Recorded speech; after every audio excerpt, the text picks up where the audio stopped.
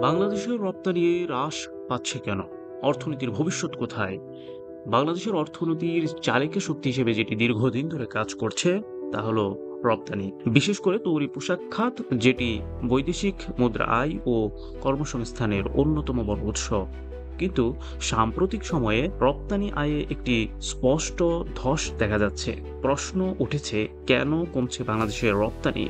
বিশ্লেষকরা বলছেন, বৈশ্বিক অর্থনীতিতে মন্দার প্রভাব পড়েছে বাংলাদেশের উপরও। ইউরোপ আমেরিকার বাজারে চাহিদা কমে গেছে, যা আমাদের প্রধান রপ্তানি গন্তব্য। অন্যদিকে ডলারের মূল্য বৃদ্ধি এবং বৈদেশিক মুদ্রার রিজার্ভে চাপের কারণে আমদানিকৃত কাঁচামালের খরচ বেড়েছে, যা সরাসরি প্রভাব পড়েছে উৎপাদন ও রপ্তানির উপর। শুধু তাই নয়, পোর্ট পরিচালনার ধীরগতি, জ্বালানি সংকট এবং আর্থিক খাতে অস্থিরতা রপ্তানি খাতকে দুর্বল করে তুলেছে। নতুন অর্ডার কমে গেছে, পুরনো গ্রাহকরা অন্য উৎস খুঁজছেন, ফলে কর্মসংস্থানেও চাপ তৈরি হচ্ছে। এ অবস্থায় প্রশ্ন জাগায়, রপ্তানি নির্ভর অর্থনীতি কিভাবে টিকে থাকবে?